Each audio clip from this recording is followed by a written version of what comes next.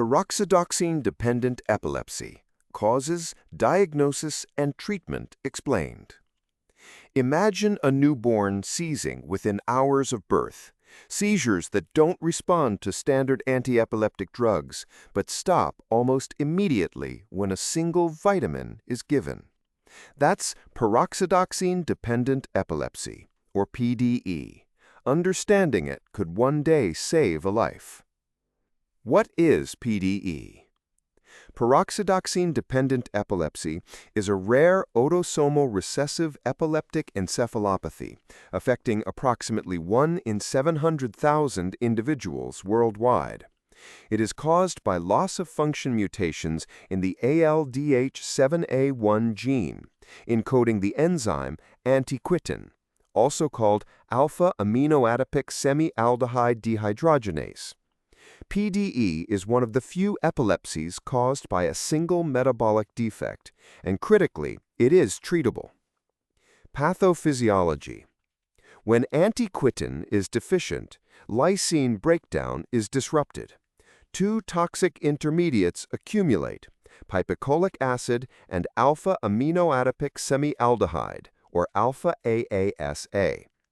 These compounds irreversibly inhibit peroxidol 5-phosphate, the active form of vitamin B6, which is an essential cofactor for glutamic acid decarboxylase, the enzyme that synthesizes GABA, the brain's primary inhibitory neurotransmitter.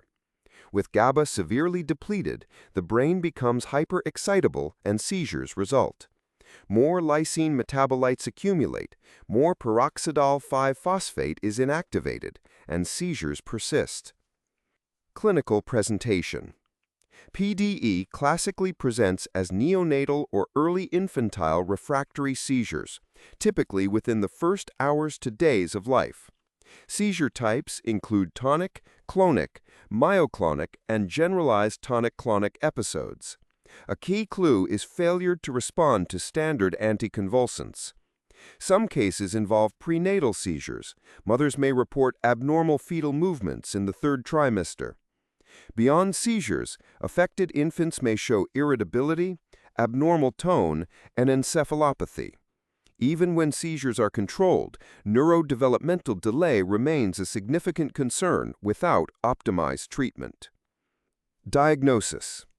Diagnosis relies on biomarker analysis and genetic testing. Elevated alpha-AASA and pipecolic acid in cerebrospinal fluid and urine are hallmark findings. Plasma pipecolic acid is a useful first-line screening biomarker. Confirmatory diagnosis requires identification of biallelic variants in ALDH7A1 through genetic testing. A therapeutic pyridoxine trial is central to diagnosis. Intravenous pyridoxine, given during an acute seizure, typically produces immediate cessation, which is nearly pathognomonic for PDE. EEG monitoring during the trial is recommended due to rare risk of apnea. Treatment. The cornerstone of treatment is lifelong oral pyridoxine supplementation, typically at 15 to 30 milligrams per kilogram per day. However, pyridoxine alone is insufficient. A lysine-restricted diet reduces the substrate driving toxic metabolites accumulation. Folic acid, leucovorin, is used as an adjunct because accumulated alpha-AASA also inhibits folate metabolism enzymes. Prognosis and monitoring. Early diagnosis and comprehensive treatment significantly improve outcomes. Seizure control is usually excellent with pyridoxine. Neurodevelopmental outcomes vary, but early initiation of the full regimen, including dietary lysine restriction and folic acid, is associated with better cognitive outcomes. Regular monitoring of plasma biomarkers, developmental assessments, and EEG studies are essential.